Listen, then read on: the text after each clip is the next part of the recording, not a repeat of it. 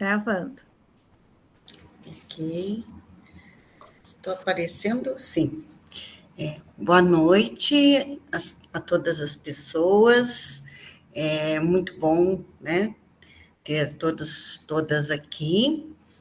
E esse trabalho que a gente inicia hoje, ele é, então, uma proposta, né, da Comissão de Formação e Produção Científica do Programa de Mestrado em Ensino, e nós criamos essa comissão com o intuito, né, de auxiliar, de oferecer melhores condições, de oferecer, né, algumas orientações, né, alguns encaminhamentos, enfim, né, nesse processo de produção científica que é tão necessário, né, tanto para os docentes quanto para os discentes dos programas de pós-graduação.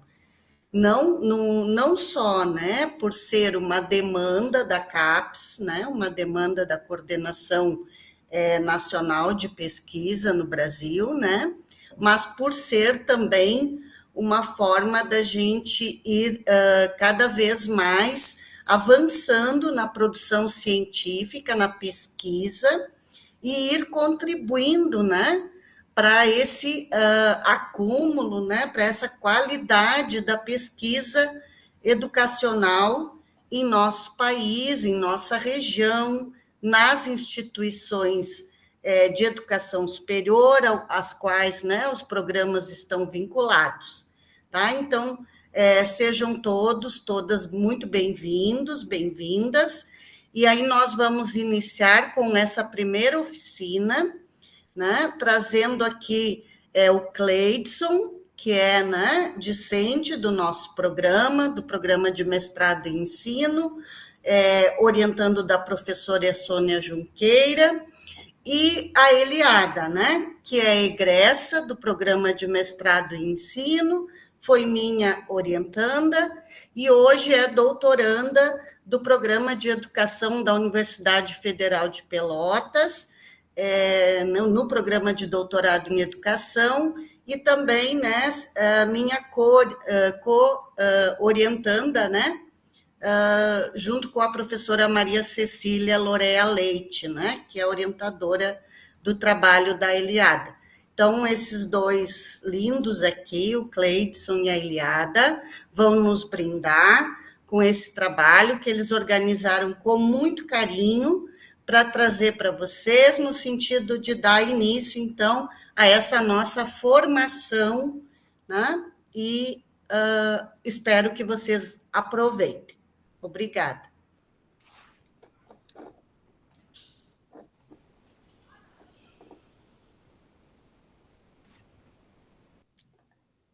Com vocês, pessoal. Tá bom, obrigado.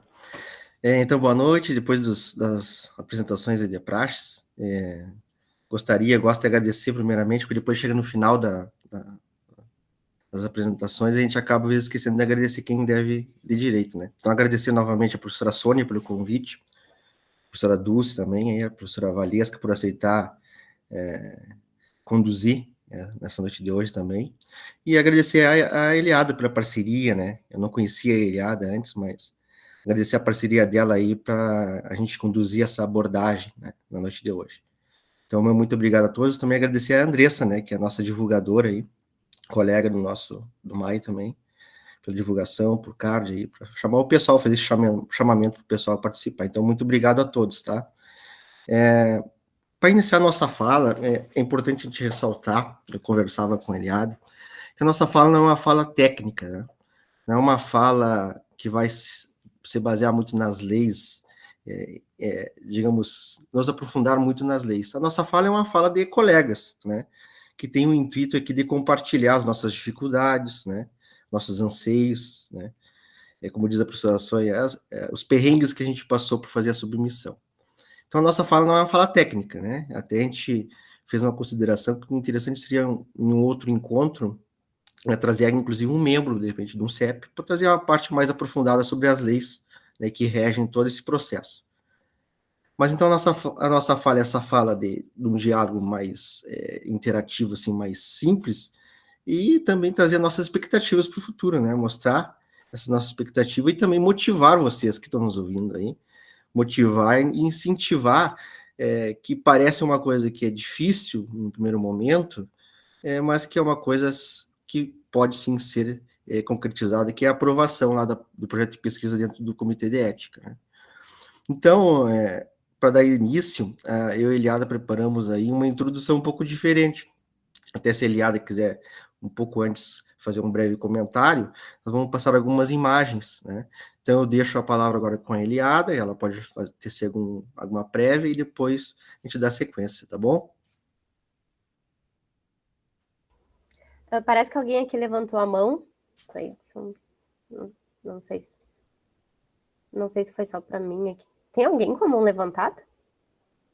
Bom, então eu vou reiterar aqui as palavras do Cleidson, né? Agradecer pelo convite feito pela professora Dulce para compor aqui a formação como egressa do mestrado, e também as professoras Valesca, a professora Sônia e o colega Cleidson, que nós já temos feito alguns encontros aqui para poder, né, organizar a nossa oficina. Mas eu acredito que nós já podemos, então, iniciar aqui, né? Já está aparecendo a primeira imagem, Cleidson? Tá, ok, já disponibilizei na tela. Então, assim, a nossa ideia é compartilhar aqui com vocês algumas imagens, né, de sujeitos e sujeitas de pesquisa, que agora são crianças em situação de vulnerabilidade social, né, como vocês podem ver nas imagens. Pode ir passando, Cleidson. Comunidades indígenas aqui, trazendo, né, uma imagem aqui que representa os povos originários. Os imigrantes. Pessoas em privação de liberdade. Aqui são crianças e jovens, né, que remetem aqui a alguma situação de violência. Nós podemos até refletir sobre muitas das crianças e jovens que hoje também enfrentam situações que envolvem o tráfico de drogas. E algumas pesquisas tentam dar conta disso, né? Aqui são pessoas trans, né? Nós poderíamos pensar nesse público também, ou até mesmo prostitutas, pessoas idosas,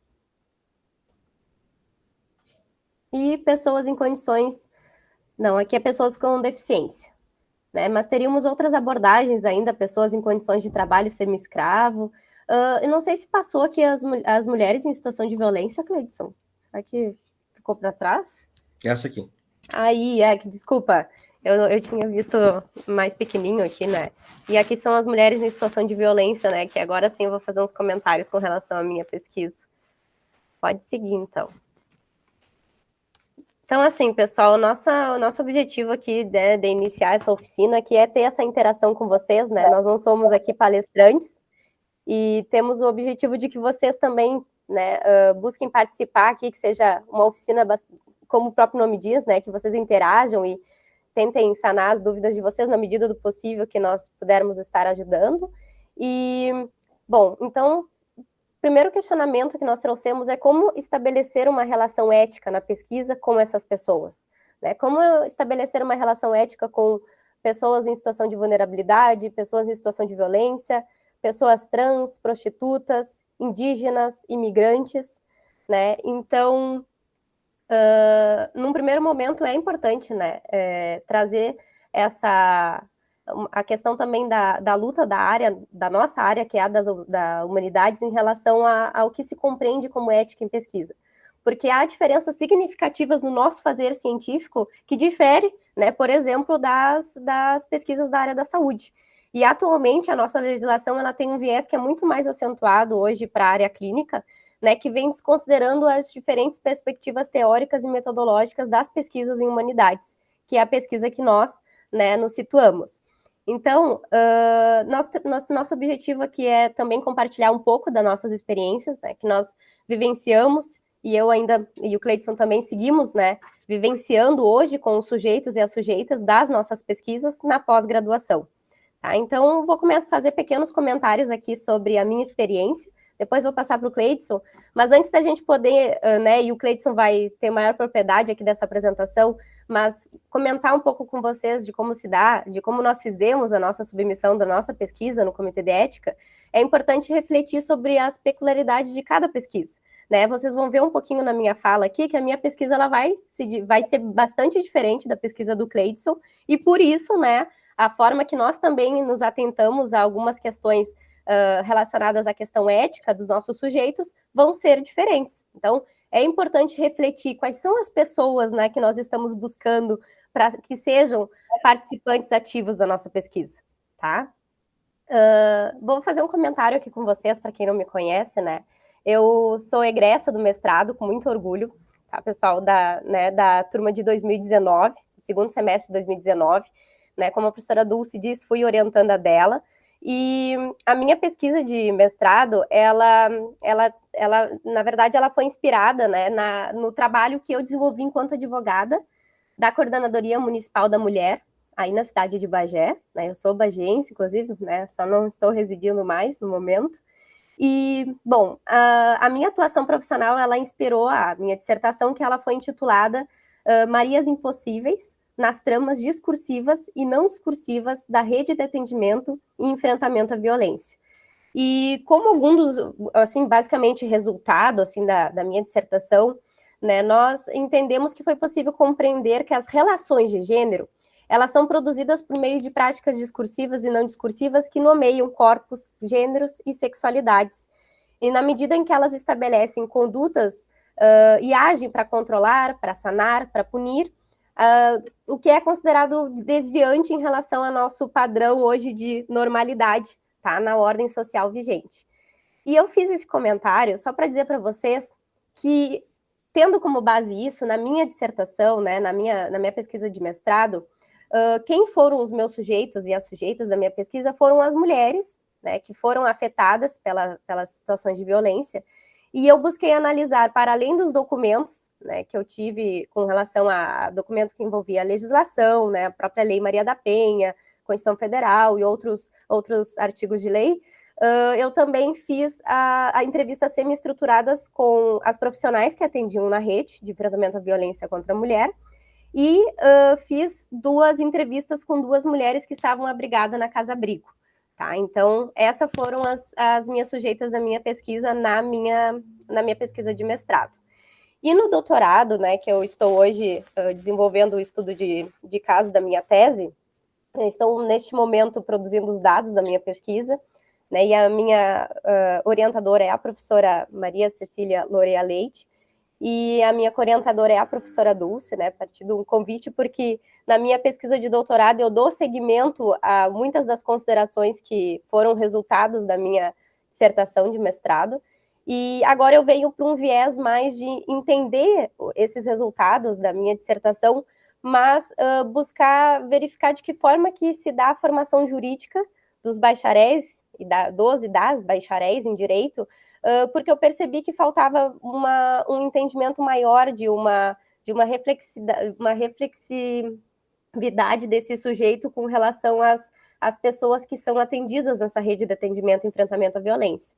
Então, hoje, a minha produção de dados, né, ela se dá com entrevistas também semi-estruturadas de estudo de caso, mas com discentes e docentes da Universidade Federal de Pelotas, né, da Faculdade de Direito, em específico, que eu estou fazendo esse estudo mais voltado para os estudos de currículo. Então, né, eu fiz em setembro do ano passado, eu passei pela minha qualificação do meu projeto de tese, e assim que eu fiz a submissão, né, assim que eu fiz o processo de qualificação, eu fiz a submissão do meu projeto de tese ao Comitê de Ética, e aí eu vou deixar para fazer esses comentários mais específicos aqui com a apresentação do Cleidson, mas acho que agora deu para vocês, né, entenderem um pouquinho aí já dessa minha caminhada, e bom, aí tive fiz essa submissão e tive a aprovação em novembro, né, do ano passado.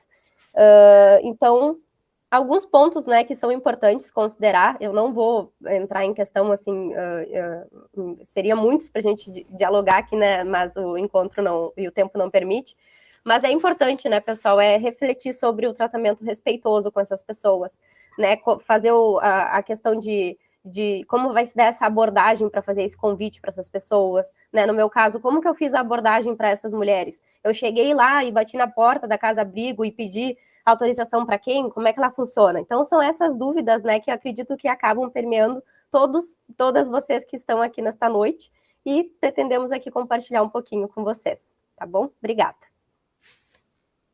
Então, prosseguindo, então a gente pode aí retomar, então, mas então o que é a ética em pesquisa, né? Então, como a Eliada falou, e o que preconiza a legislação, às vezes a gente pensa assim, é a oportunidade da gente aprovar o nosso projeto de pesquisa no comitê e ter a possibilidade de publicação em artigos de maior relevância e tornar visível a nossa pesquisa. Mas não é só isso, né? A gente tem que ter um olhar mais humano para as coisas. Então, não é só as publicações. É óbvio que as publicações são consequências de uma pesquisa bem feita e com responsabilidade. Mas é isso que diz Intelli, que a gente traz um pouquinho que a lei diz, que é respeitar o participante da pesquisa, a sua dignidade, a sua autonomia, reconhecer as partes vulneráveis e, o mais importante também, assegurar a vontade dele de contribuir com a pesquisa, né? Então, no meu caso, que a minha temática da minha pesquisa é educação financeira com o olhar da matemática crítica. Quando a gente fala em educação financeira, por exemplo, que é o meu foco, as pessoas vão dizer, é mais um que vai falar sobre o meio capitalista de investir e de ganhar dinheiro. Não, a minha pesquisa tenta trazer um olhar crítico para isso, e as pessoas que não têm condições, às vezes, de comprar um botijão de gás, as pessoas que têm dificuldade, às vezes, de pagar a sua conta de luz. Que tipo de educação financeira é abordado nas nossas escolas hoje, né? E essa questão surgiu justamente a partir de um decreto de 2010 que deu origem a leis estaduais e que deu origem a leis municipais. Nós temos uma lei municipal que fomenta a educação financeira nas escolas. Mas que tipo de educação financeira de fato está sendo apresentado? Se é que é só uma educação financeira com olhar capitalista? E aí é que a grande importância dentro do meu percurso metodológico, ouvir os professores da rede pública de Bagé. Então, os professores são os meus sujeitos, né? Então, eles são convidados a participar dessa pesquisa. E essa pesquisa, esse chamamento ainda vai acontecer, está previsto para agora em final de julho, uma formação para a rede pública, apresentar essa educação financeira com esse olhar crítico. E esse convite aí foi feito já para a secretaria, vai ser difundido para os professores, e eles, durante lá o curso de formação, né, eu vou ler os termos que foram feitos dentro das características e especificidade da pesquisa, e eles serão convidados novamente. E tem que deixar claro para eles que a qualquer momento eles podem se retirar, né, de participar da pesquisa. Eles poderão fazer o curso, a capacitação na formação, né? Mas se eles não quiserem assinar ali como sujeitos participantes, eles estão livres, isso aí tem que ficar claro para eles. Então, respeitar essa opinião deles, entendeu?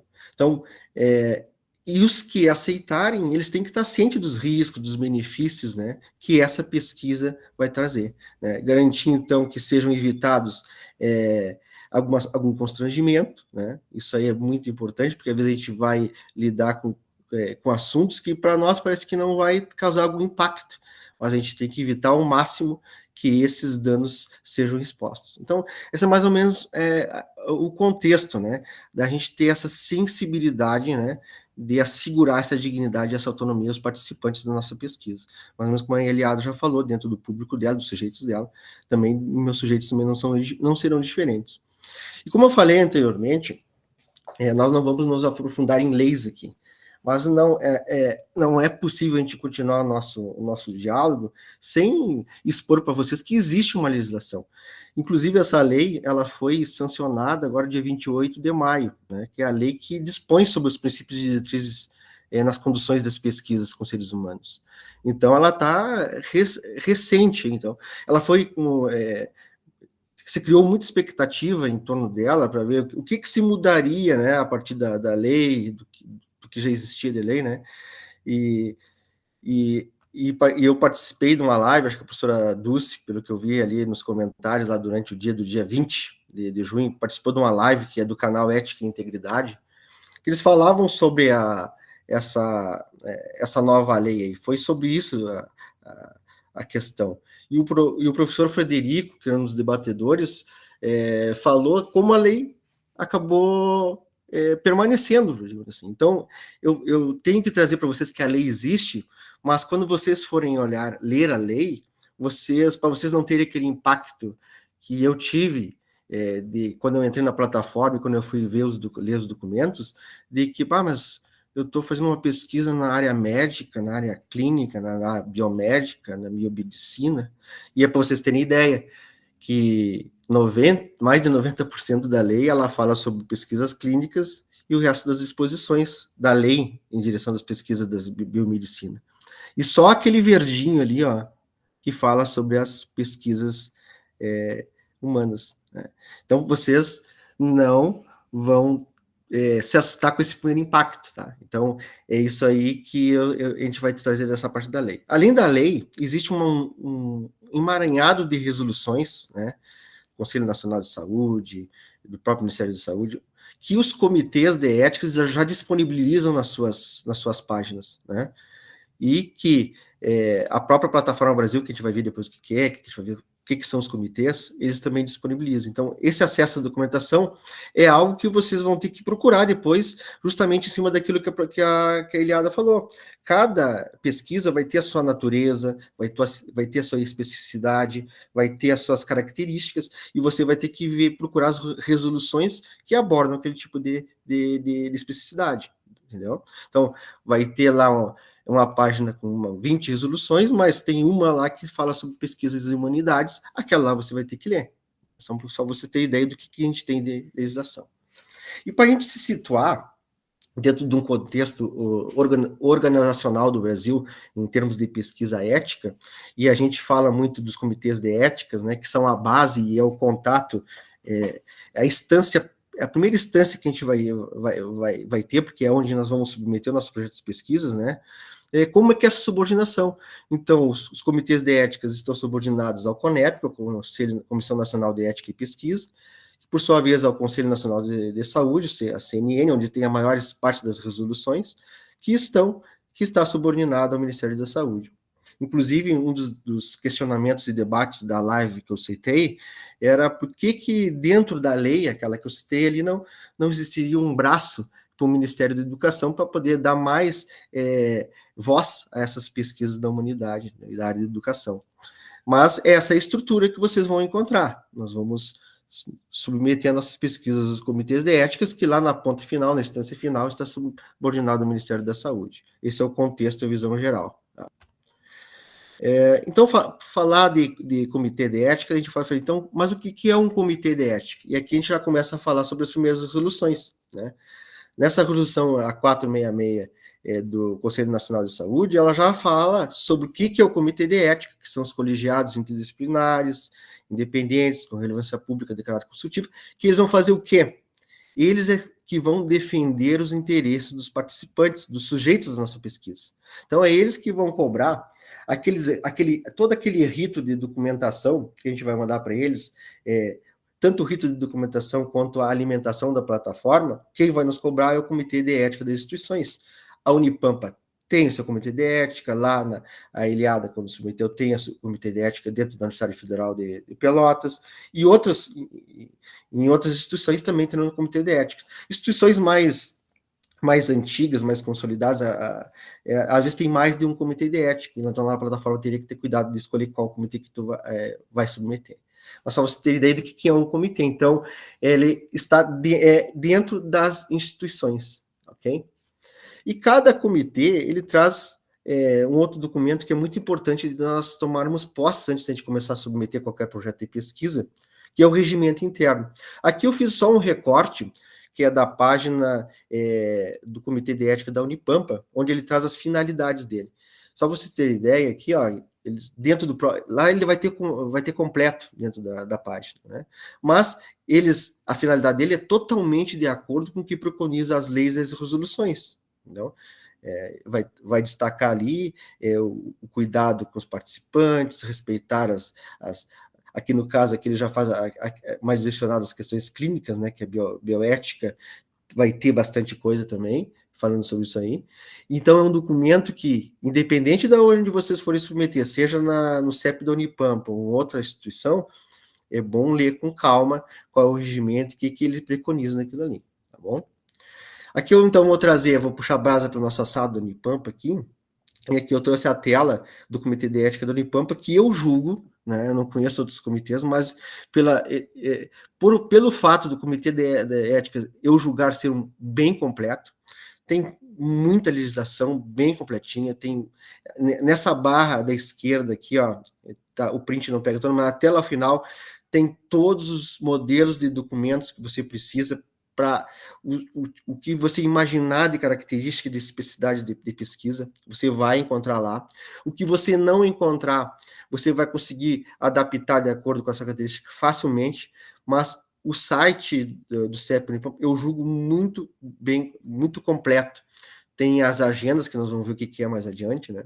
Então, para quem já quiser ir já lá dar uma espiada, se vai familiarizar com modelos de documentação, normas internas, regimento, já pode ir acessando e já se familiarizando com esse tipo de legislação. O site eu julgo muito bom. E a gente falou dos comitês, e eu falei antes da Plataforma Brasil. E o que é essa plataforma? Essa plataforma é o site oficial onde a gente vai lançar as pesquisas. Ela está subordinada diretamente ao CONEP, CEP-CONEP. Então, todo o CEP, quando a gente submete, a gente não submete direto na página do CEP. Não, a gente vai dentro da Plataforma Brasil e lá a gente vai vincular o CEP que a gente vai submeter a pesquisa e ele vai ser avaliado dentro dessa plataforma. Então, é onde a submissão dos projetos que envolvem seres humanos está para avaliação ética. Tá bom? Aqui também eu trouxe a tela. Então, quando você colocar no Google ali, Plataforma Brasil, vai aparecer umas 2 páginas onde diz submissão de projetos. Clica ali que vai aparecer essa tela. Né? Você veja que também a Plataforma Brasil, muitos dos documentos que tem no CEP, seja da Unipampa e outras instituições, manuais, eles se amparam nessa legislação que tem aqui. Inclusive, manuais que são recorte do CEP da Unipampa, eles se amparam dentro dos manuais da Plataforma Brasil.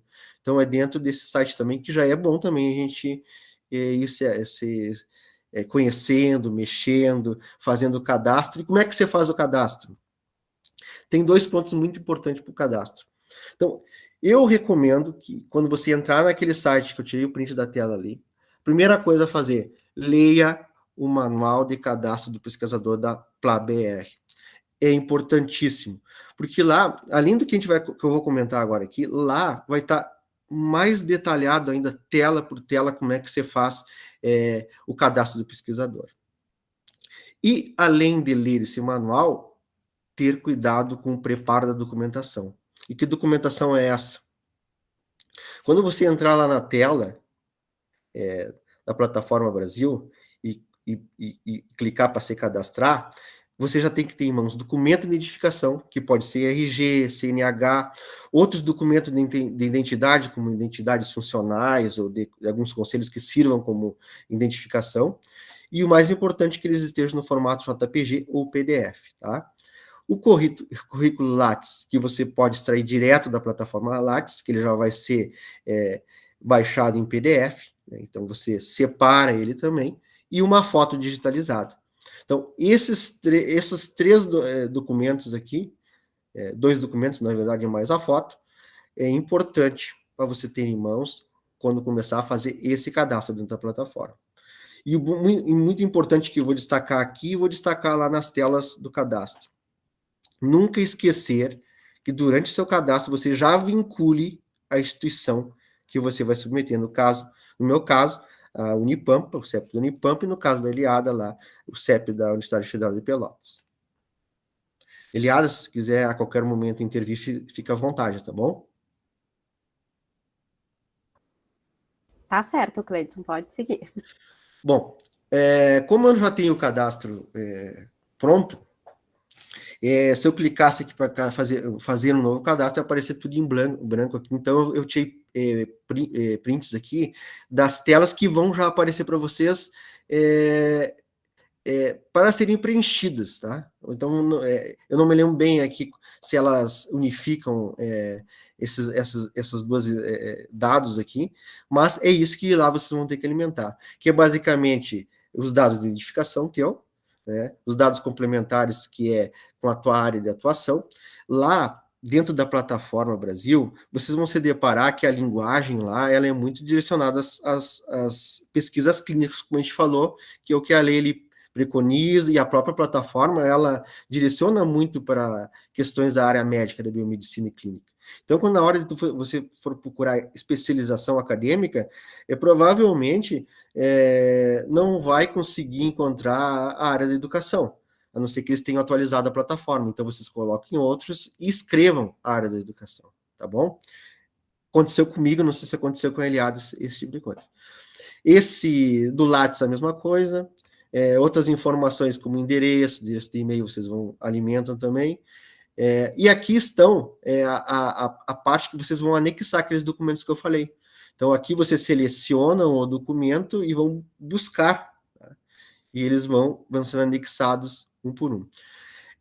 Tenham muito cuidado, e é um dos bugs que lá no final da apresentação eu vou falar, que às vezes você tenta incluir um documento, isso aqui vale para o cadastro e vale também para a submissão, é que às vezes você coloca um nome do documento e ele não aceita e fica dando um erro lá em cima da tela da plataforma. Não se apavorem, isso acontece frequentemente na plataforma. É erro na forma que vocês estão nomeando os documentos. Então, procurem colocar sem traço, se for colocar, bota um underline, às vezes ele não aceita maiúsculo, minúsculo, depende. Vocês vão ter que ver o jeito que vocês estão nomeando o documento de vocês. E aqui aquela parte que eu falei só lá. Um detalhezinho, Cleiton, só que a plataforma ela avisa essas coisinhas, assim, ela né? avisa bem no topo sempre lá.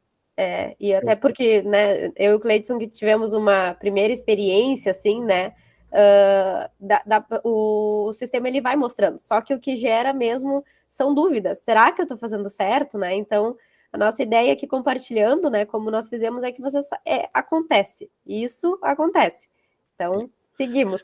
E tanto esse cadastro que nós estamos mostrando agora, quanto a submissão propriamente dita, o ideal é que depois desse continuidade nessa oficina de fazer presencial. Então, a gente faz uma roda de conversas, abre o computador, na parte do cadastro, na parte da submissão, a gente vai alimentando o sistema, porque o que vai acontecer para alguém pode ser o mesmo erro que vai acontecer para outro mais adiante. E às vezes, quando a gente está sozinho, eu acabo descobri muitos erros que, às vezes, de forma como eu estava alimentando o sistema, às vezes até era bug do sistema, com o tempo e tentativa e erro, entendeu? Sem me apavorar, assim. Então, tem que ter muita calma.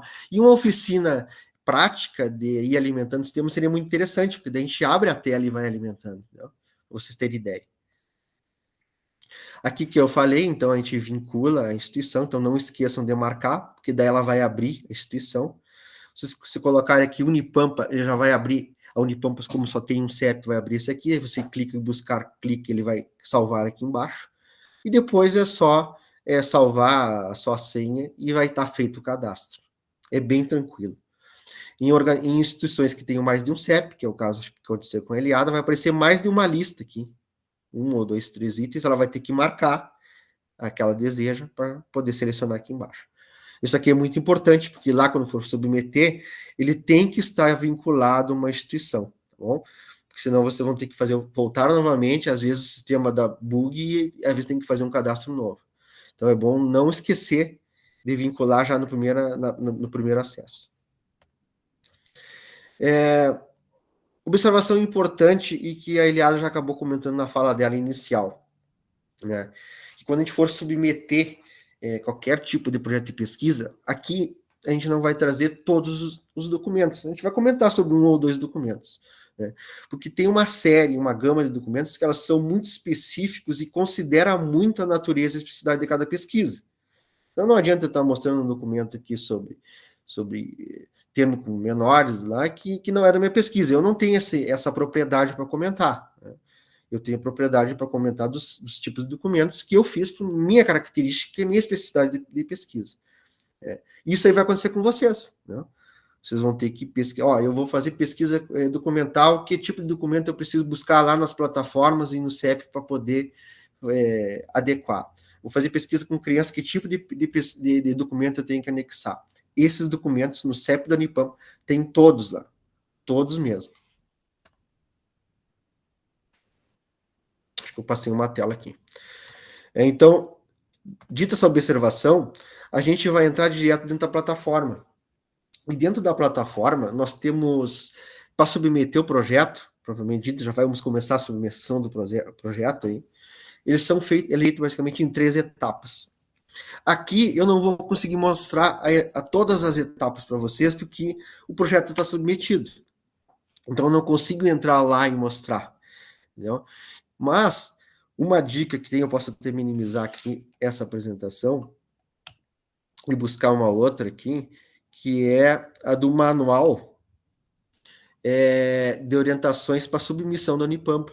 A Unipampa, ela entrou dentro da plataforma Brasil, usou um daqueles manuais lá que fala como um todo, ele fala do pesquisador, fala de quem é membro e dá todas as ilustrações ali, e fez um manual próprio de submissão para o CEP Unipampa.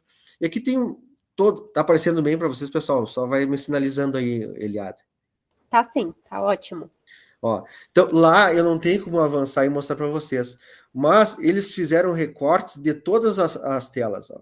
E além deles fazerem os recortes, aqui na primeira parte, eles vão colocando as dicas, entendeu? Lá, mais adiante, o que significa a equipe de pesquisa? Eles vão colocar um comentário explicando.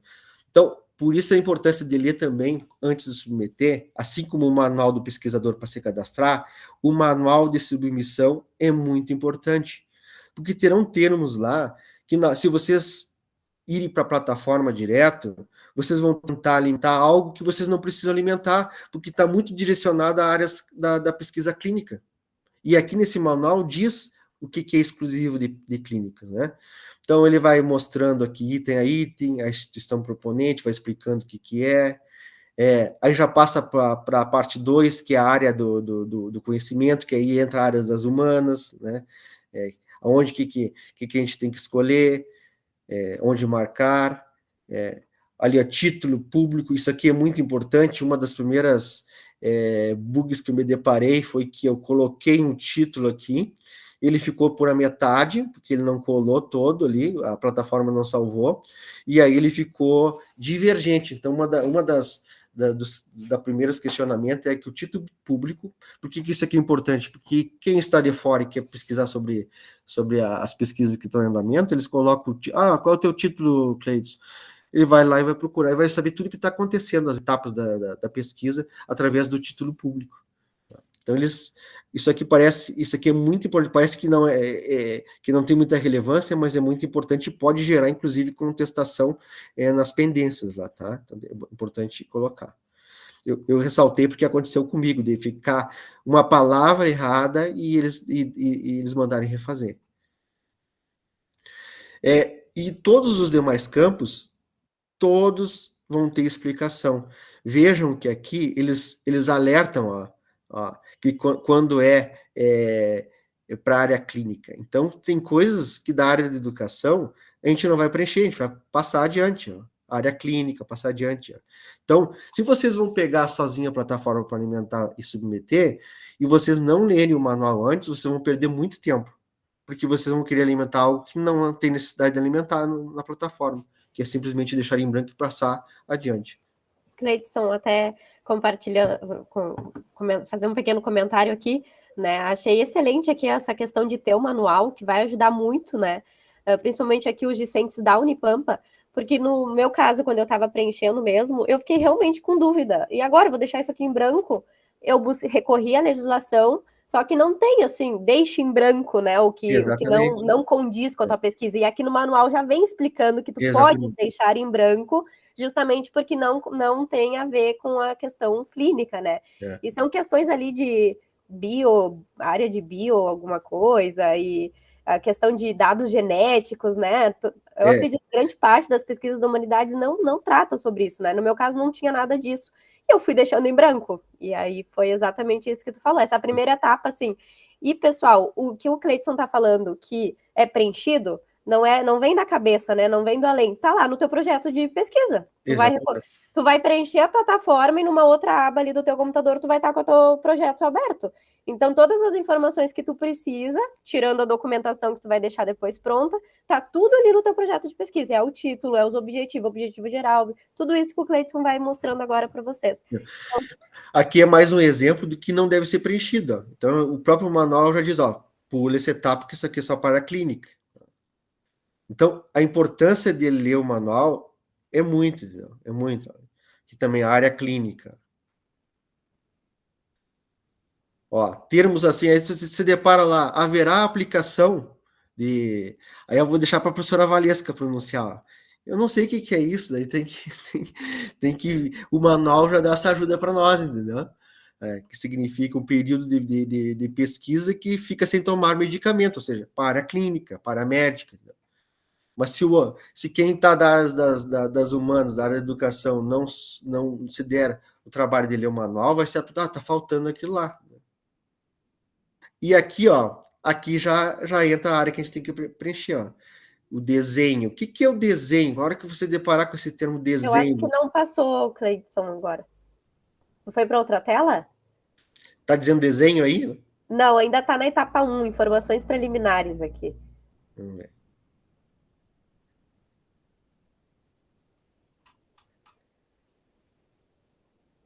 Não foi para a próxima ainda.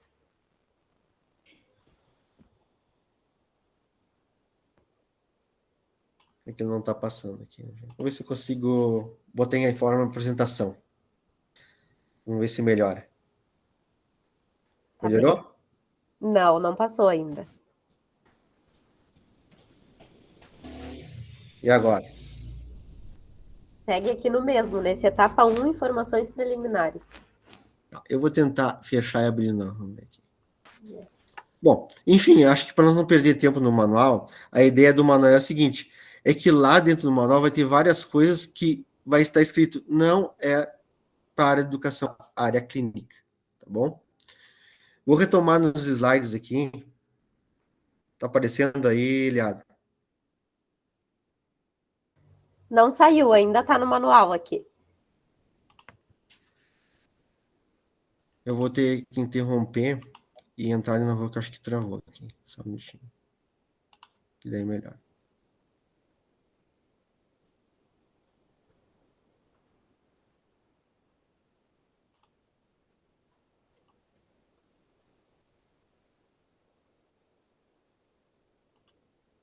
Vamos novamente.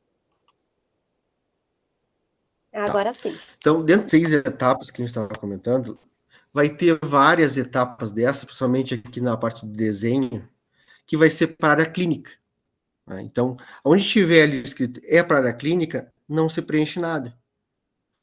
Na parte que não disser que é da área clínica, aí você pode colocar o delineamento da pesquisa, aí como a Eliada falou, vai ter o campo dos objetivos, o primário, os secundários, e a gente vai alimentando.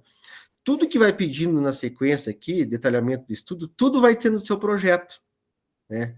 E essas outras informações aqui, que é a parte final, que é justamente onde a gente vai começar a anexar os termos que são de acordo com a especificidade e característica da nossa pesquisa.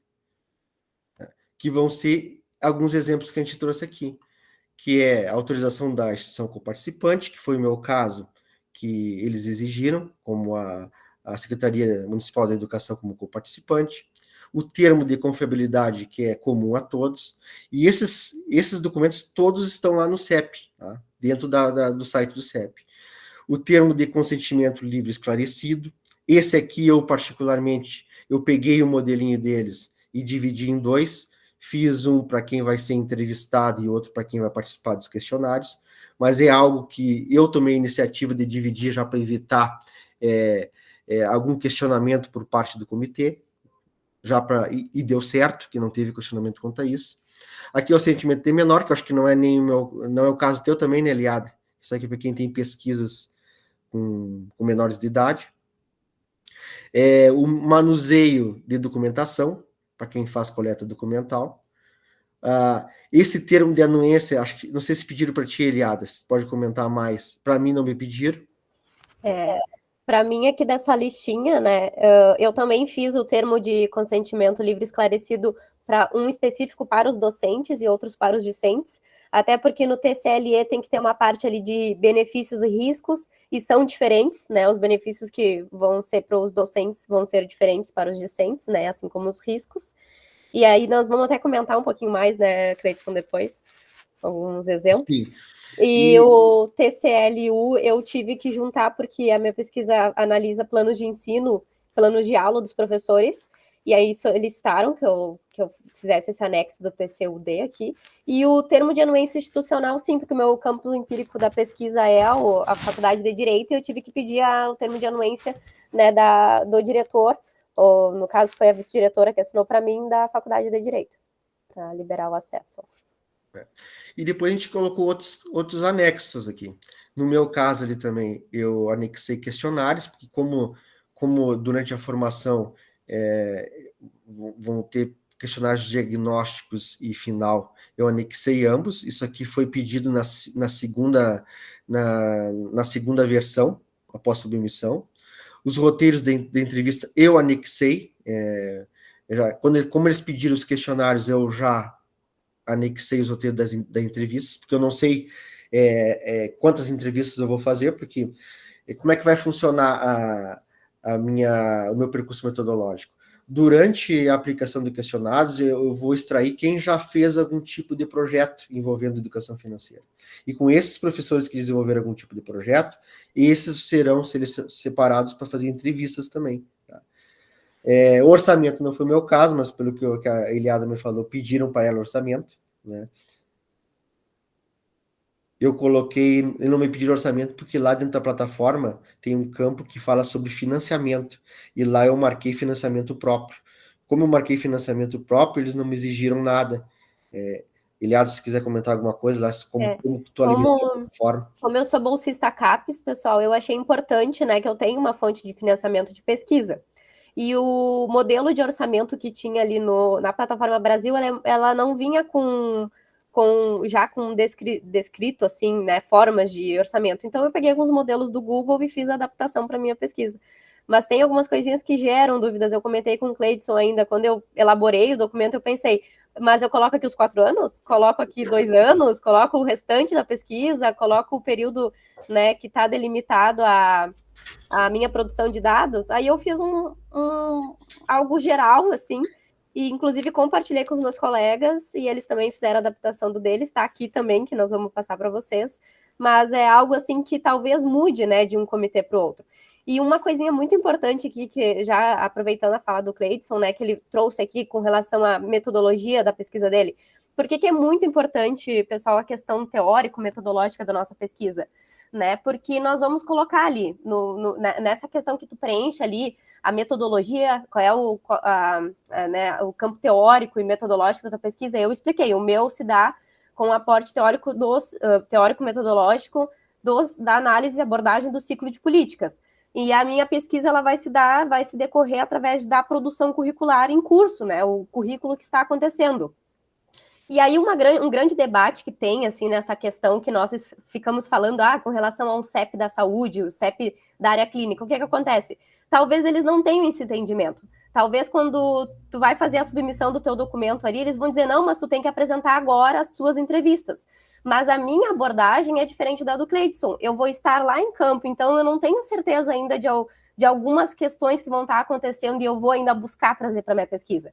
Então, eu fiquei feliz que pelo menos eu coloquei ali, né, feliz é modo de dizer, né, mas eu, né, acho assim que fui atendida nessa questão que eu tentei explicar, inclusive eu não teria como juntar a minha entrevista, porque eu não tinha um questionário pronto, a minha entrevista se dá de forma de roda de conversa. Então, como é que eu vou juntar uma entrevista, né, pré-pronta ali naquele documento? Então, eu acho que é sempre importante, né, se atentar às particularidades e vocês explicarem o máximo possível ali, né, para o comitê. A minha produção vai estar acontecendo porque a minha abordagem é tal e desta forma, né? Então, assim, a gente explica para ver, né, e espera que o comitê apesar de não ser um comitê, né, focado na nossa área de humanidades, por isso que nós precisamos ainda seguir, né, nessa luta e que haja um entendimento da necessidade de um comitê formado, porque a nossa pesquisa é diferente, né, são diferentes perspectivas teórico-metodológicas diferentes, né, a minha muda, do Cleidson muda, diverge, é diferente, enfim.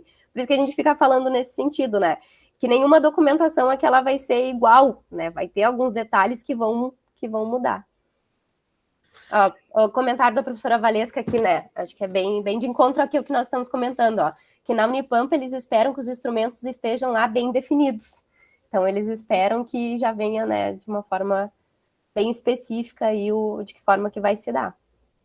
E uma coisa que, tanto é que a gente está destacando mais esse segundo slide aqui com outros anexos, do que propriamente dito os termos de praxe, porque esses aqui estão lá disponíveis para serem adequados de acordo com a especificidade da sua pesquisa.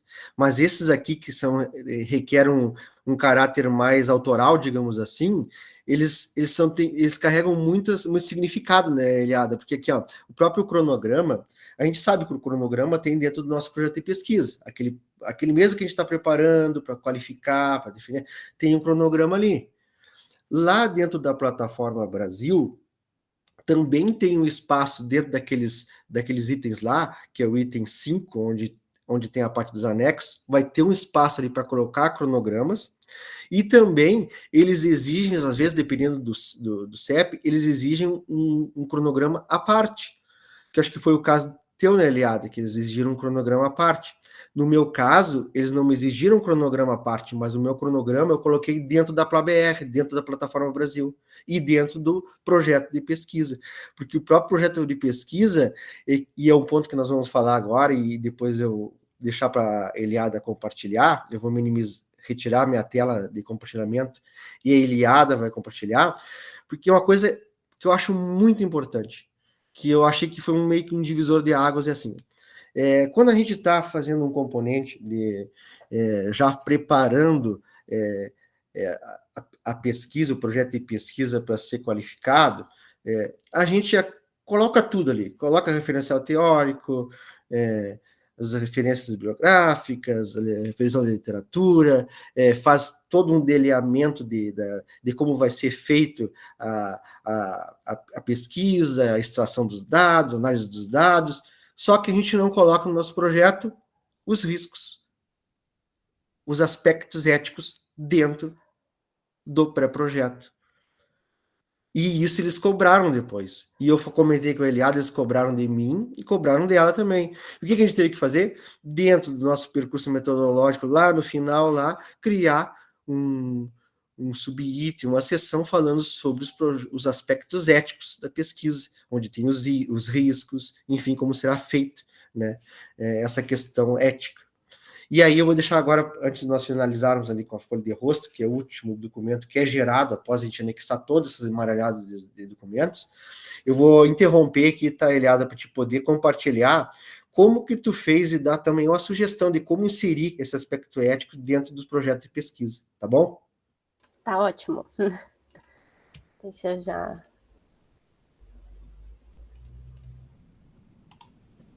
Tá aparecendo, Cleidson? Deixa eu dar um zoom aqui. Agora sim. Tá.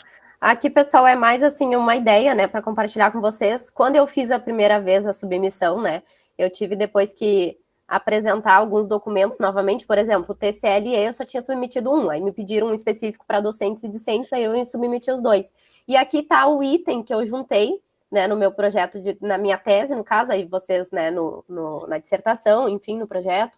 Mas o importante é que já conste no projeto, porque tanto de mim quanto do Cleidson já solicitaram.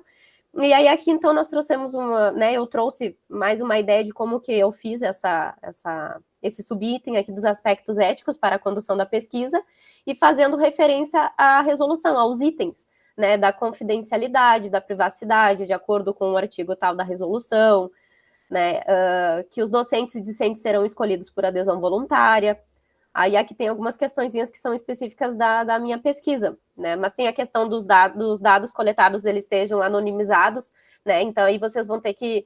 A lei, ela dá 3 opções, que seria a utilização de nomes fictícios ou pseudônimos, ou até mesmo de forma codificada, né? O Cleiton comentou comigo que ele fez dessa forma, ou então nem tem a possibilidade de nem referir o nome, né? Mas aí tem que ter justificativa e tal. Então, vocês aí, por isso que nós falamos, vocês têm que ver na legislação para conferir qual vai ser a forma que vocês vão escolher. Mas aqui tem um modelo, né? Limitarei o acesso dos dados somente a minha orientadora e co-orientadora de pesquisa, né? E outra questãozinha importante aqui com relação ao consentimento esclarecido aqui, onde que vai se dar, né, a entrevista, que vai ser num local específico, que será definido considerando a privacidade.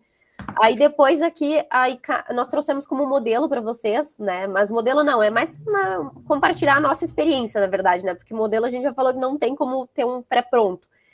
Mas aqui o que eu coloquei com relação aos riscos, né, para minimizar os possíveis riscos, lembrando vocês que os meus sujeitos, eles estariam talvez rememorando algum fato de violência, alguma situação de violência, né, principalmente discriminação, com relação às questões de gênero. Então seria escuta ativa e apoio emocional, né, inclusive eu coloquei como sugestão ali que eu poderia, se fosse haver necessidade, ainda fazer o encaminhamento, né, dos sujeitos e das sujeitas para profissionais de psicologia, ou até mesmo, né, para questões jurídicas ou assistência. Tem a opção sempre de não participar, e isso é algo que eles pedem bastante, né, nos documentos, em que as pessoas, quando elas tenham acesso a essa documentação, que elas possam saber que elas podem, inclusive, interromper a participação, e isso é algo, assim, que é para qualquer tipo de pesquisa. A confidencialidade, né, estrita aqui, que eu informo as pessoas que, né, que há uma confidencialidade dos dados, né, compartilhados comigo, das histórias. Uso de pseudônimos, opção de... Aí aqui, novamente, né, venho pontuando aqui. E com relação aos benefícios, né, a questão muito importante é a pessoa, né, entender que ela vai estar contribuindo para o conhecimento. No meu caso aqui, eu falo, né, a questão de práticas mais inclusivas e igualitárias, né, na questão do âmbito da educação. Consciência e reflexão, né, que participar que as pessoas estejam promovendo essas, né, atividades de reflexões para mudanças positivas, né, no nosso ambiente social, político e cultural e tudo mais, e participação ativa na pesquisa. E aí depois, claro, aí ainda aqui como eu faço venho apresentando aqui como que vai se dar, né, as ferramentas minhas de pesquisa, aí também vai se atentar a cada uma cada questão metodológica de pesquisa, né? Mas no meu caso aqui, a análise documental, aí vai ter o uso do termo de compromisso de utilização de dados, então tem que trazer ele no projeto também. A questão aqui da autorização da instituição, que eu precisei do termo de anuência. Então eu acho assim, como eles, né, acabaram que eles me pediram muitas coisas, a gente pensou em compartilhar com vocês, para vocês terem ideia, assim, da forma mais abrangente, o que precisa ser colocado no projeto.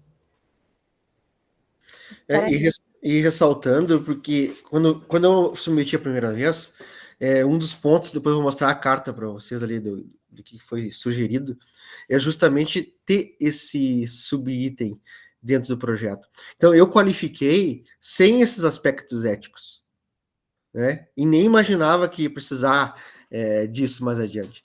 E eles fazem esse confronto. Então, o que você colocar nos termos, eles têm que estar de acordo com o que vocês colocaram na versão para eles ali do projeto. Se tiver alguma discordância ali, provavelmente vai vir algum questionamento do CEP. Então, o cuidado que haja essa coerência do que está escrito no projeto, no que está nos termos e também no que está na plataforma. A gente não pode... Às vezes, tu refaz o termo, refaz o projeto e esquece de alimentar a plataforma. Se esquecer de alimentar a plataforma, vai voltar o projeto. Então, tem que ter 3, né? Projeto, plataforma, né? E tá tudo certinho, e os termos. Eu vou voltar novamente ali o compartilhamento de tela para nós prosseguirmos aqui. Nós temos mais meia hora, né? É bem isso, quando veio o parecer para mim, e eu olhei, meu Deus, 2 páginas de parecer aqui, de recomendações para passar por uma nova análise, né? Mas eu ainda pensei, que bom que eu tenho a chance ainda de corrigir e atentar esses detalhes, né? E daí, o bom é que esse parecer, o Cleiton vai compartilhar com vocês, ele vem específico o que faltou, né? O que ainda é necessário fazer. Bem, Então, feito tudo isso, colocado todos os termos de acordo com a característica, especificidade da pesquisa, colocou lá, gerou, deu o penúltimo clique, vai ser gerado o quê? Uma folha de rosto. O próprio sistema já gera essa folha de rosto com toda a descrição da tua pesquisa, com os documentos que tu anexou, para ser assinado, e eles dão a sugestão do CEP do Unipampa que seja assinado com o diretor do campus, né? Então, vai lá, manda um e-mail para o diretor do campus, explicando que está sendo submetida ao comitê de ética, e ele vai te devolver aquela folha de rosto, que é um documento em PDF, e você vai anexar lá dentro da plataforma também, junto com aqueles termos, e aí sim, dar o ciente, o aceite ali, e dar a submissão, né?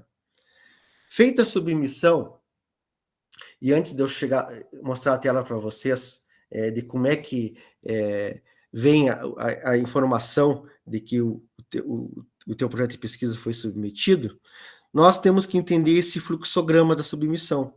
Então, você submete ao CEP, e o CEP vai ter as reuniões deles, da comissão, depois que a gente vai mostrar ali como é que funciona, vai distribuir para os relatores, numa data específica, vão se reunir, e vão emitir o parecer, que é esse tão aguardado a resposta deles ali, com as pendências, com o que falta corrigir, né? E ele vai vir de 3 formas. Ele vai vir aprovado, pendente e não aprovado. Olha, se ele vir aprovado, ótimo, excelente. Eu ainda não conheço ninguém que veio aprovado de primeira. Eu pelo menos, ajudei, já participei de uns 6, conheço poucos, na verdade. Geralmente vem pendente. Nem que seja uma mínima coisa, ele vem pendente. E essa situação de não aprovado aqui, eu não tenho conhecimento, até para depois fazer recurso para uma instância superior. Mas nós vamos trabalhar aqui com a ideia do pendente, porque aprovado, ótimo, fica lá na plataforma, segue a tua pesquisa, segue aplicando, desenvolvendo a pesquisa, analisando os dados, mas pendente que nós vamos trabalhar com essa questão. Então, quando a gente submete a primeira vez, essa tela aqui, eu dei o print do recibo, de como é que o comitê envia por e-mail e fica na plataforma. Então, ele emite na plataforma e vem uma mensagem por e-mail também sobre a submissão. Aqui está dizendo versão 4, porque toda vez que submete, ele vai atualizando isso aqui. Então, como eu tirei a tela depois já de aprovado, o meu projeto de pesquisa foi aprovado na 4ª versão. Então, mas aqui está a data, ó, 14/3, da primeira submissão. Essa data aqui vai aparecer aqui, ó, 14/3, ó, aceitação do projeto de pesquisa. Lá dentro da plataforma Brasil, você consegue acompanhar os trâmites de como que está sendo o andamento dentro do comitê do teu projeto. Vai para a secretaria, vai para o coordenador, vai para os membros do CEP, vai distribuído. Isso aqui é só um exemplo do histórico de trâmites. Lá você consegue acompanhar todo o trâmite até a reunião do comitê e o parecer, tá? E aí, aqui está dando já o exemplo de quando o parecer vem liberado. Então, na última etapa, parecer liberado. Esse aqui já foi o último parecer já com aprovação. Mas aqui, antes de nós darmos sequências a mostrar algum outro documento, um tipo de parecer e a carta-resposta, vamos dar outras três dicas que é muito importante, que até a professora Valesca, antes de nós começarmos aqui a apresentação, ela estava me perguntando sobre a agenda de reuniões do CEP.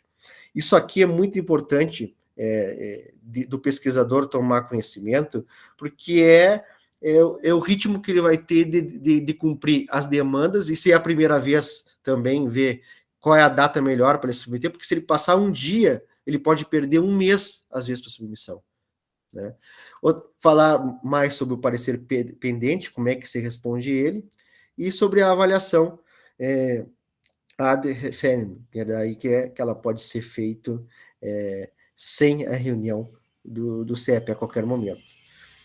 Então, aqui, ó, a gente já trouxe a tela, e essa aqui eu fiz também o recorte do CEP da Unipampa, né? Esse aqui é o calendário de reuniões de todo o ano.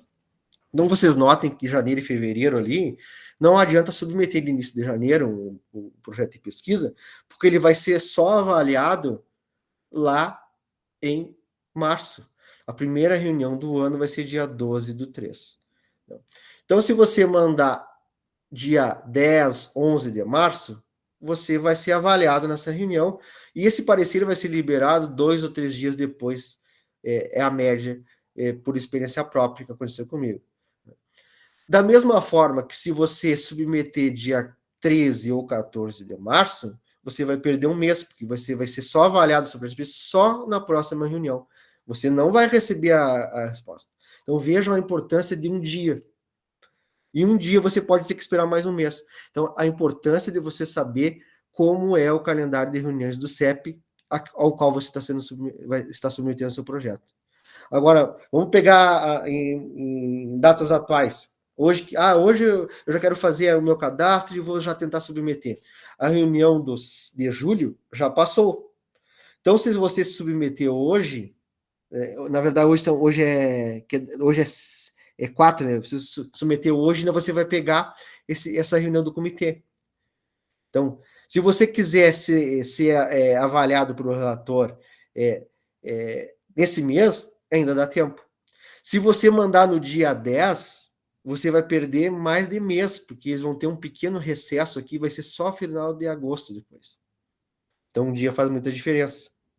Então, para quem quer submeter agora, submeta antes do dia 9, porque certamente lá, uns 3 dias úteis depois, você vai receber a resposta. Entenderam aqui como é que é a importância de acompanhar o calendário? E aqui a gente vai falar sobre o parecer pendente, quando ele retorna para nós como pendente. Hein, Cleidson, só tu podia referir o que chega por e-mail para saberem? O que chega por e-mail é essa parte da aceitação, aqui, ó, aceitação do projeto de pesquisa e o parecer liberado. Esses sempre vão chegar na sua caixa de e-mail que você submeteu. Aceitação do projeto de pesquisa e parecer liberado. Porque é importante você estar sempre acompanhando, quem não tem costume de acompanhar e-mails e está ali querendo responder de uma maneira rápida, sem perder tempo, que um dia pode ser valioso, acompanhe a sua caixa de e-mail.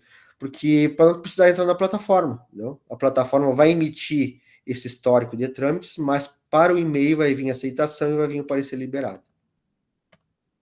Quando vir o parecer na sua caixa de e-mail, você vai abrir uma série de pendências ali. E essas pendências, elas não podem ser respondidas de qualquer maneira. Eles têm um modelo específico dentro do CEP do Unipampa tem, que é a carta resposta de pendência, e você vai ter que abrir. Alguns relatores colocam em ordem com letras, outros com números. Você coloca exatamente de acordo com o que está no parecer. Se o relator colocou pendência número 1, você vai responder pendência número 1 e colocar a resposta. Se o relator colocou pendência A, você vai colar a pendência A na sua carta-resposta e vai responder a pendência. Responda do jeito que está no parecer. Eu vou dar um pause nessa apresentação para eu poder abrir aqui um parecer para vocês. Só um minutinho.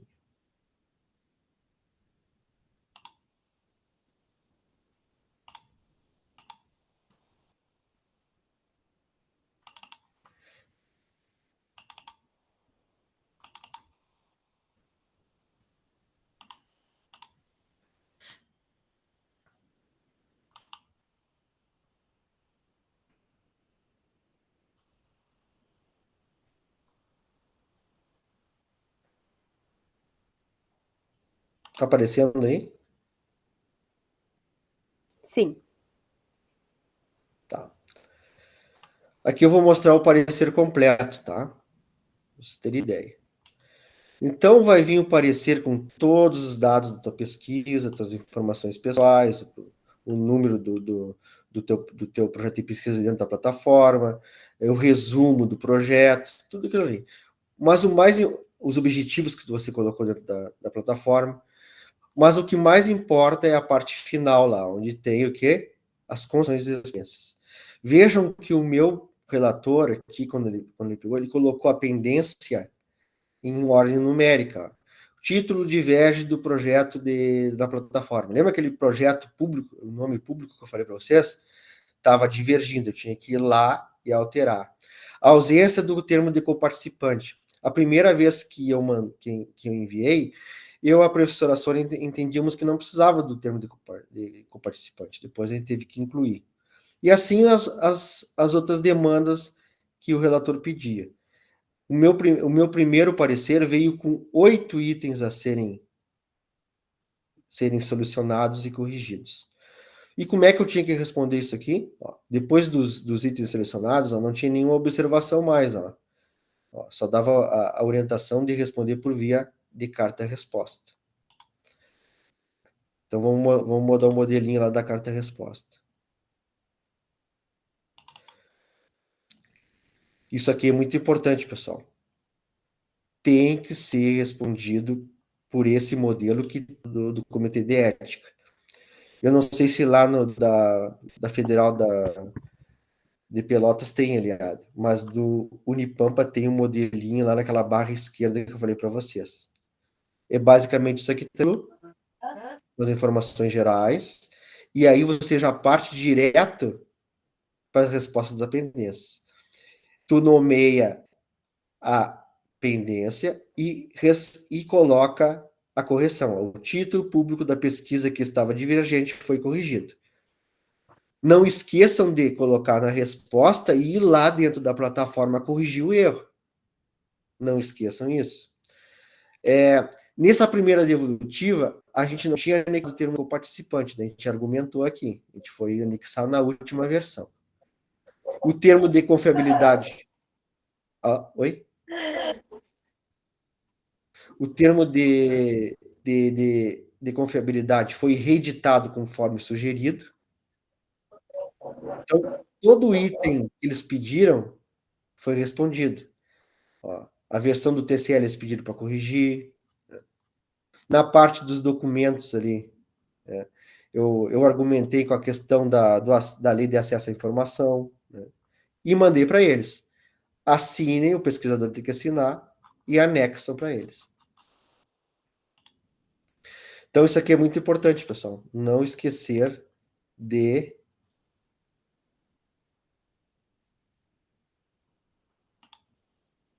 mandar essa carta-resposta. Está aparecendo a tela novamente dos slides, Eliada? Tá, sim. Uhum. E até tu me perguntaste, né, se tem... Eu não achei o carta-resposta da UFPEL, eu entrei em contato, solicitei, então eu fiz a minha edição, porque tem um modelo na plataforma Brasil também de carta-resposta. Caso a instituição não tenha, né, tem lá o modelo de carta-resposta, né, tem que enviar como eles pediram. Eu julgo o CEP da Unipampa muito completo, porque ele pegou todos os modelos que tem dentro da plataforma Brasil e ele adaptou. Então, está completo, está bem adaptado. E aí tem essa avaliação aqui que é antes do prazo, ou seja, você não precisa esperar aquelas reuniões para mandar a sua carta-resposta. E aqui eu tirei um print de como veio uma das minhas cartas-resposta, foi a última, né? Na minha última, que foi ali final, início de junho, eles me mandaram assim, ó, se eu enviasse a nova carta-resposta até o dia 13 de junho, eu poderia ser avaliado imediatamente. Né? E foi o que aconteceu. Eu mandei em um dia e no outro dia já tinha sido aprovado. E depois de aprovado, tem que constar assim na plataforma de vocês. Né? Aparece aprovado nessa linha de trâmites de apreciação e aqui embaixo também a versão aprovada. Essa última versão, para vocês terem ideia, vamos voltar lá nos trâmites para vocês verem. Ó, eu mandei aqui, ó, submetido e aceito. Eu mandei dia 4, foi aceito no mesmo dia, e no dia seguinte já estava liberado, porque a gente entrou nessa condição do ad referendum. Isso aí é muito importante. Quando vir na observação do teu parecer isso, não perca tempo. Não espere a reunião do CEP, já mande imediatamente. Qual foi o tempo que levou o teu, Cleiton? Entre a submissão e o parecer final? Entre a primeira e a última submissão, 2 meses e um pouquinho ali. Já fazendo todas as correções. Viu, gente? É parecido. O meu levou 59 dias, quase 2 meses aí, arredondando, né? Então é isso aí. E aí, agora a gente já consta na plataforma lá como aprovado, e aí a gente chega numa parte que a gente não sabe como vai ser. A gente não chegou nessa parte, né, Eliada?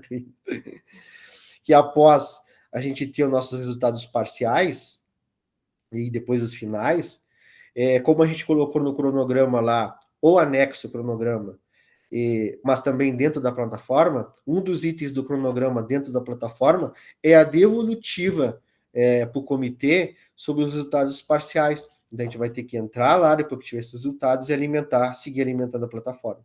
E aí tem um modelo de relatório, isso aqui vai ser para uma etapa seguinte. E eu acho que aqui a gente finaliza essa tela aqui, a gente deixa aberto, que eu vi que o pessoal se manifestou bastante no chat, né? Para perguntas sobre dicas gerais, submissões, alguns bugs que podem vir a acontecer na plataforma, e a gente fica à disposição. Tá? Da minha parte aí, por enquanto, é isso aí.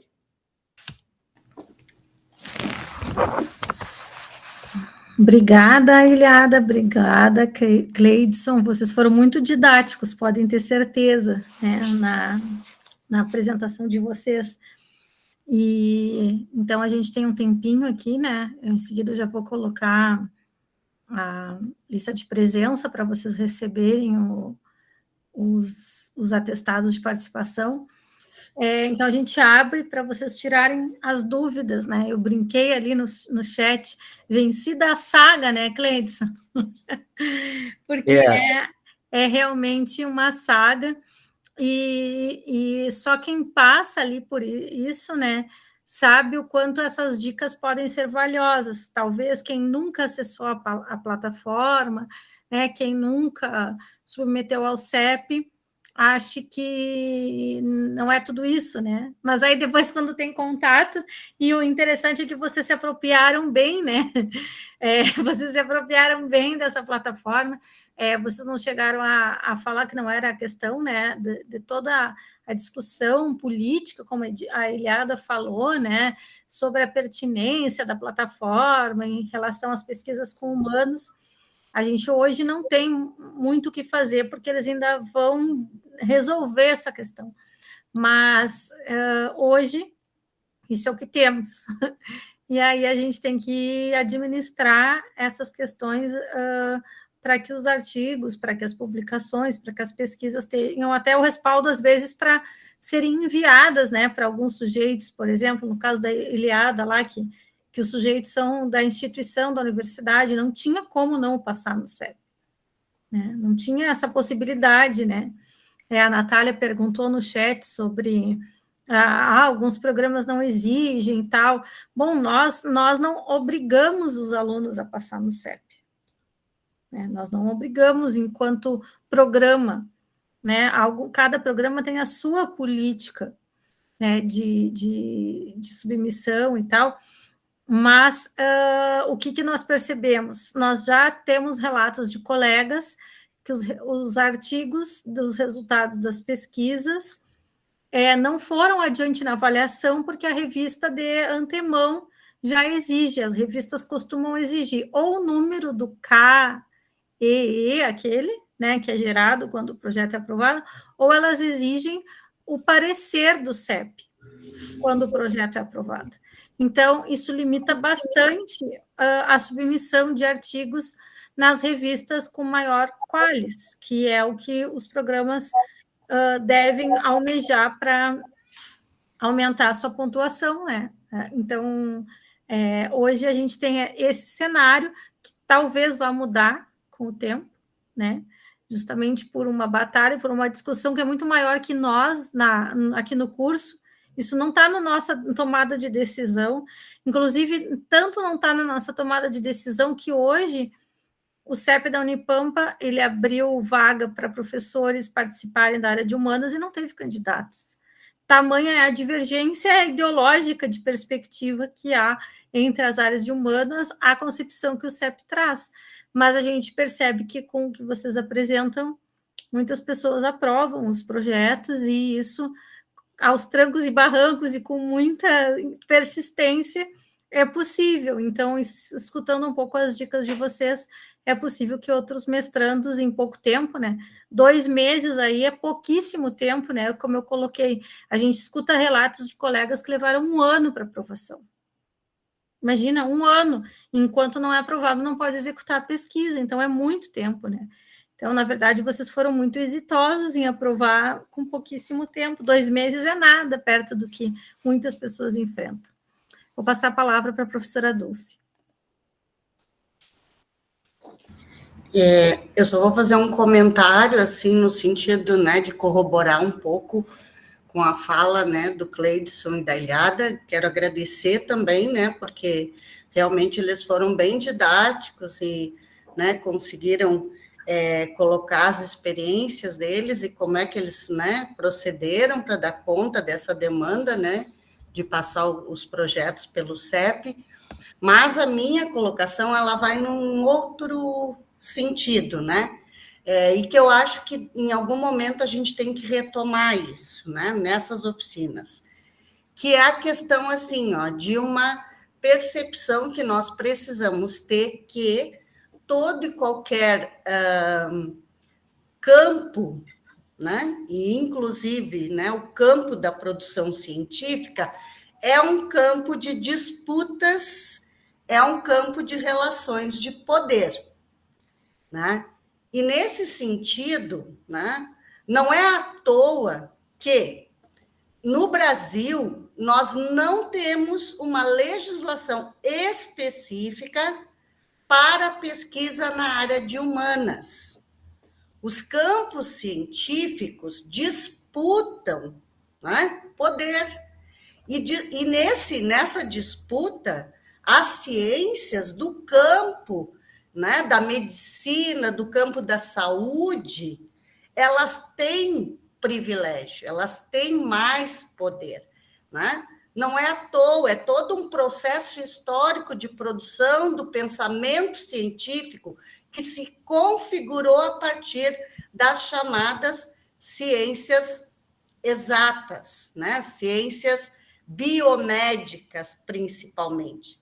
Tá? Então, esse campo de disputa, né, que envolve a produção científica, ele está sendo, sim, né, contestado. Né? Desde a Constituição de 88, existe um grupo de pesquisadores e pesquisadoras da área das humanas, né, das chamadas humanas, que vem traçando muitas políticas, né, de embate, no sentido de constituir uma legislação, né, específica para a área de humanas. Esse grupo de pesquisadores, eles formam, né, o grupo que tem sido propositivo em relação ao governo. Né? E aí eu coloquei ali no chat para vocês, compartilhei com vocês um link, né, que é do Grupo Kizala. O Grupo Kizala, ele é formado por pesquisadores das ciências humanas, sociais, das linguagens, das artes. E esse grupo fez todo um processo de elaboração de diretrizes próprias para a área de humanas, que é esse documento que está aí. E, infelizmente, na promulgação da lei, que também vocês têm acesso ali, ao link da lei, no chat, não foi levado em conta essas diretrizes organizadas por esse grupo de pesquisadores. Mas a batalha continua. E, nesse sentido, eu vou divergir um pouquinho da Valesca, porque é uma briga que nós também temos que entrar. Porque é do nosso interesse, né, que haja, né, dentro das instituições de educação superior, hajam sim comitês da área de humanas, né? Para que as nossas pesquisas tenham um olhar próprio para os nossos objetos, para as nossas perspectivas de pesquisa. E é importante a gente estar atento a isso e fazer parte desse processo de disputa por esse lugar, né, das humanas, né? E é isso que esse grupo vem fazendo. Inclusive, nessa lei, agora, eles encontraram uma brecha, né? Como, né, existe um artigo na lei que coloca ali, né, a especificidade das áreas, então eles estão pleiteando uma complementação legal que venha atender a área de humanas, um regimento que seja específico para a área de humanas, né, um desdobramento dessa lei. E isso está em processo de discussão, né? Então, não é algo que toda a política, né? E a política de produção científica não diverge, toda a política é um campo de disputa, né? De relações de poder. Então, só para dar esse tom, assim, para a gente entender que isso também é uma questão ética, a gente brigar pelo nosso espaço, pelo espaço dentro da instituição, para o campo das ciências humanas, onde entra a educação também, tá? Mas acho que a gente pode retomar isso num outro momento. Uma coisa que eu queria reforçar é que só tem que passar pelo CEP as pesquisas que envolvem seres humanos. Se a pesquisa que se faz não é com seres humanos, não é necessário passar pelo CEP.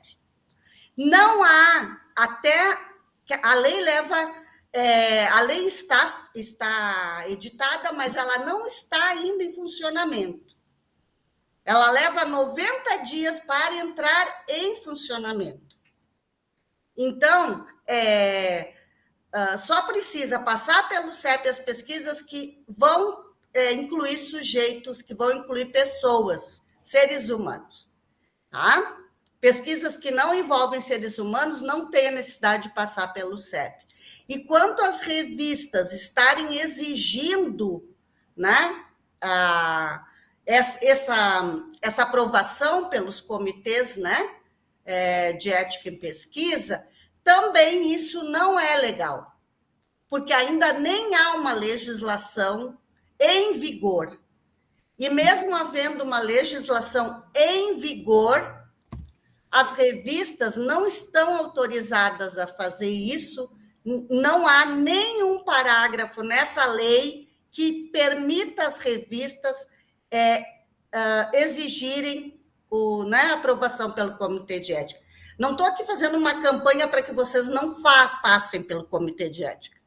Sim, acho que é importante passar pelo Comitê de Ética, mas é também de suma importância que haja um Comitê de Ética dentro das instituições que atenda às especificidades da área de humanas.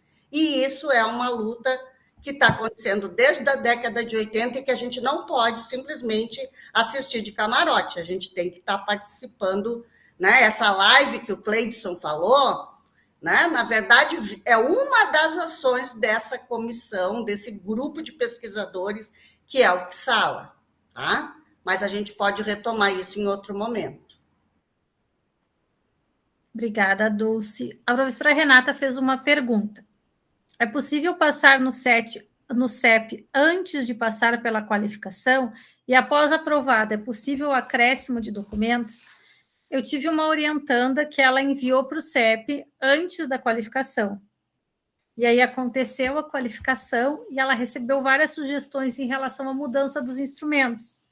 E aí, esse instrumento modificado precisou ser colocado como um anexo, né? Após a qualificação. Então, eu acredito que é um trabalho dobrado. O ideal é a pessoa fazer a qualificação o quanto antes, não tardar para fazer a qualificação, para poder encaminhar para o CEP já após a qualificação.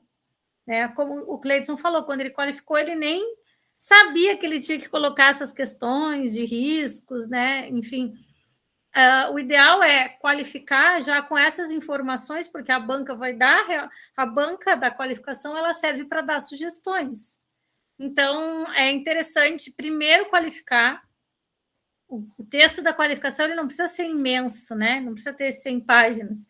Ele pode ser um texto enxuto, mas que toda a parte metodológica seja bem clarinha, né? Porque para o CEP o que importa é a metodologia. O CEP ele não está muito interessado nos autores que a gente usa na abordagem teórica. Tanto é que eu precisei argumentar com eles e eles me responderam claramente isso. Eles não estão muito interessados nisso. Eles estão interessados nos instrumentos que tu vai utilizar com os teus sujeitos e se esses instrumentos, de alguma maneira, causam algum risco para essas pessoas, que natureza é o risco e como tu faz para mitigar o risco, que é o que eles exigem que a gente coloque. Que fique claro qual é o risco de cada instrumento e como o pesquisador faz para mitigar o risco. Então, eu acho que o ideal é a pessoa qualificar, receber as sugestões e submeter ao CEP com as mudanças já que vieram das sugestões da banca em relação aos instrumentos, porque a gente não pode começar a pesquisa antes de ter aprovação. Então, a aprovação no CEP é condicionante para começar a coletar os dados, ou produzir os dados, ou gerar os dados. Dependendo da perspectiva que a gente adota, a gente usa esses termos, né? Ou coletar dados, ou produzir dados, ou gerar dados. Então, é isso, não existe nada que impeça a pessoa a submeter antes de qualificação, mas é praticamente certo, a menos que esteja muito perfeito o instrumento que ela vai usar, que a banca de qualificação não vai dar nenhuma sugestão. Então, acho que é isso, Renata. A Ana Gabriele colocou, dá para colocar as alterações no relatório parcial, creio eu, porque o porquê dessa mudança foram feitas depois de aceito, vai para os relatórios. Não necessariamente para os relatórios, os instrumentos têm um espaço lá na plataforma que é para tu acrescentar instrumentos. Então, tu não vai esperar o relatório parcial. Eles têm que avaliar os instrumentos. Pelo menos, no caso da minha orientanda, foi isso que aconteceu. E quando eu precisei acrescentar instrumentos na pesquisa que eu já tinha aprovada, foi isso que aconteceu. Não sei se vocês concordam com isso, mas foi isso que eu percebi nessas experiências que a gente tem passado. Cleiton. Professor, ali a questão de acrescentar, a qualquer momento, depois de aprovado, ele tem um campo ali, eu posso até compartilhar rapidamente aqui, que é submeter emenda. Uhum, aí você coloca o que for necessário ali submeter, de acrescentar, retirar, aí você... Vou até abrir ela aqui rapidamente, só para vocês entenderem. É melhor a gente mostrar do que... Está aparecendo aí? A Gabriela, sim. Ó, vai aparecer aprovado, naquele xizinho ali, ó, você clica e vai ter submeter emenda. Ali você consegue acrescentar tudo que for necessário, julgar necessário. Sim. E quanto à aprovação, até um dos questionamentos até a professora Sônia, acho que estava em reunião com a professora Dulce. Cortou, Cleiton. Alô? Escutando? Vocês estão ouvindo ele, gente? A gente estava ouvindo ele, Valesca. Alô? Oi. Acho que é a sua internet, professora. Acho que é. Ah, tá. Tá. Um dos questionamentos, a professora me perguntou, o CEP está exigindo o cadastro no CIP ou no SAP do projeto, né? Só que se a gente for entrar dentro do regimento do CEP da Unipampa, ele completo, lá existe uma recomendação de que seja submetido no CIP, que é o Sistema de Informação de Projeto de Pesquisa. Existe uma recomendação. Eu não submeti, o meu foi aprovado. É só fazer uma observação. Mas se a gente for ler com calma a documentação, dentro do regimento interno do CEP da Unipampa, tem essa recomendação, sob pena de não ser submetido, de ser aceito. A gente fez uma consulta, né? E por que acontecia? No CIP, os alunos não têm como submeter, né? Então, o professor tinha que submeter o projeto do aluno. Então, a gente fez uma consulta ao CEP e eles disseram que não, é uma recomendação, mas tu não precisa ter a submissão ao CIP. Tu pode já lá dentro do teu projeto dizer que o teu projeto está dentro de um projeto guarda-chuva de um professor X, e mencionar o nome do projeto guarda-chuva do professor. A Gabriela fez uma pergunta. No caso, se houver dentro da mesma pesquisa sujeitos diferentes, precisa submeter ao CEP 2 projetos ou apenas um? Eliada, responde aí, porque foi o teu caso. É apenas uma, Gabriela, uma submissão que é feita. O que vai acontecer é que se for mais de um sujeito, né, por exemplo, diferentes categorias, docentes e discentes, que é o meu caso hoje no doutorado, aí tu vai ter que apresentar 2 documentos, por exemplo, dos termos de consentimento livre esclarecido, um para os discentes e um para os docentes. Inclusive, lá naquela item que vai aparecer no projeto com relação aos aspectos éticos da pesquisa, fazer essa descrição dos diferentes sujeitos da tua pesquisa. Por exemplo, quais os riscos e benefícios para os docentes e quais os riscos e benefícios para os discentes. Né? Por exemplo, digamos que tu trabalha ali com adultos e crianças, né? Crianças que vão precisar de outro documento específico também. Aí são sujeitos diferentes, mas segue o mesmo projeto, mas vão ter essas peculiaridades da documentação que tu vai ter que apresentar. Mas é uma submissão que é feita, é uma para cada pesquisa, mesmo que haja mais de um sujeito, tá?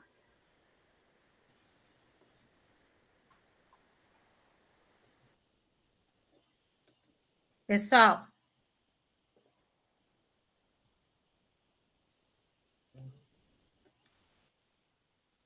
Fala, Valesca. Ah, não, é porque a Eliada ficou cortada para mim, mas eu acho que deve ter sido só para mim, né? Eu não sei, prof, talvez. Foi só para a professora Valesca? Acho que foi, né? Aqui estava normal. Ah, tá, beleza. Pessoal, mais alguma pergunta? Professora, acho que esses documentos depois vai ter um link, né? Para compartilhar. Vocês podem colocar numa pasta e eu mando para eles ali nos grupos. O Cleidson já está com os documentos, né, Cleidson? Olha, é uma opinião pessoal, né? Que eu já tinha comentado contigo, né, Eliada? Como o CEP ele está bem completinho, todos os documentos, os que nós fizemos e os que é de acordo com a especificidade da pesquisa, estão todos ali no nosso CEP. Ali. Eu não vejo necessidade de criar, de repente, um drive com um documento que vai ser só retrabalho. É uma opinião minha, né? Mas uma coisa que eu acho importante ressaltar é aquilo que a gente comentou antes sobre o aspecto dentro do projeto, o aspecto ético dentro do projeto. Isso aí acho que é um primeiro passo para incentivar os que vão submeter agora em breve a encorajar eles, porque daí eles já vão estar com tudo, porque foi exatamente a parte que eu particularmente mais perdi tempo, porque eu tive que refazer praticamente pro CEP algo que eu não tinha, entendeu? Então foi a parte que eu mais perdi tempo. Então eu acho que dar uma atenção especial pro projeto, deixar ele já, como a senhora falou, o CEP não está preocupado com referencial teórico, né? E da mesma forma, as bancas às vezes não estão preocupadas com as questões éticas, tem os dois lados, né? Então, quer dizer, a gente tem que pensar, na verdade, os dois, né? E atender as duas demandas, né? Muito boas aprendizagens, Cleidson. Dulce. Eu queria só trazer também uma coisa que a gente pode trabalhar mais adiante, mas é pensar que a ética e a integridade em pesquisa, ela não se refere apenas à relação entre o pesquisador e o pesquisado.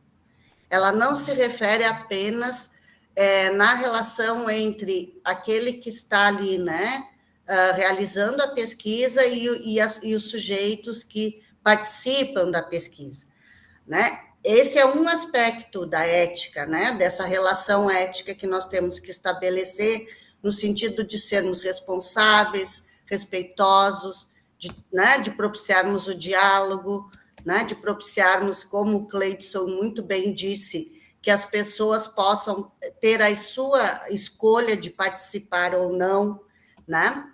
ainda mais quando a gente está lidando com pessoas em situação de vulnerabilidade, né? Então, esse cuidado tem que ser maior ainda. Bom, isso é um aspecto da ética, mas nós, como pesquisadores, também temos uma responsabilidade ética e devemos ser íntegros na nossa pesquisa com aquilo que nós elaboramos. Então, a ética conosco, com a nossa escrita, com a nossa produção. Nesse sentido, a gente também tem, né, um compromisso muito grande, uma responsabilidade muito grande em fazer da nossa pesquisa a melhor pesquisa possível. A pesquisa, né, e aquilo que nós vamos produzir em termos, né, de resultados dessa pesquisa, seja na dissertação, seja na tese, seja nas publicações, não pode ser qualquer coisa. Não pode ser qualquer, né, resultado, mas sim um resultado de qualidade. Então, isso também é ser ético, né? Não ser ético só com, né, também com os sujeitos, mas éticos no nosso próprio compromisso com o que nós fazemos, com o que nós produzimos, no sentido de que, desculpem, no sentido de que nós estamos produzindo ciência, nós estamos produzindo conhecimento científico, não opiniões, né? Se é para fazer opiniões, a gente não precisa estar, né, na universidade, não precisa estar num programa de pós-graduação. Então, a produção científica exige fundamentação teórica, exige base teórica, exige, né, uma metodologia muito bem realizada, exige, né, toda uma justificativa em termos de pensar o que eu estou procurando com essa pesquisa, né? E aí vem a questão do impacto social. Eu não estou fazendo pesquisa só para ganhar um título, para ter um status, né, na comunidade científica. Eu estou fazendo pesquisa, eu preciso fazer pesquisa para responder a todos os problemas e dilemas, ou em parte deles, né, naquele campo em que eu atuo. Então, no campo da educação, que é o nosso campo no mestrado, né, as nossas pesquisas, elas precisam ter, sim, né, uma justificativa, uma finalidade ética, que é responder, de alguma maneira, a alguma das necessidades, né, que esse campo possui, né? Isso é ser ético também. Ético com a pesquisa, ético com o nosso trabalho, ético com a produção científica e ético com os sujeitos que participam da pesquisa. Obrigada, Dulce. Se alguém mais tem alguma pergunta, a gente já passou do nosso horário previsto, né? Então, não sei se alguém tiver mais alguma pergunta, depois a gente pode encaminhar por e-mail, né, também. E agradecer, né, ao Gleidson e à Eliada por compartilharem as experiências hoje aqui. Foi muito produtivo. Pena que nem todo mundo vem, mas foi muito produtivo, podem ter certeza. Tá bom, gente? Obrigado, nós que agradecemos. Obrigada, com certeza. Ficamos à disposição. Vou parar aqui a gravação. Ana Gabriele levantou a mão.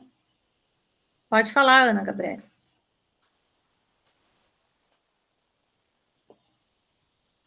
Ah, tá, foi sem querer.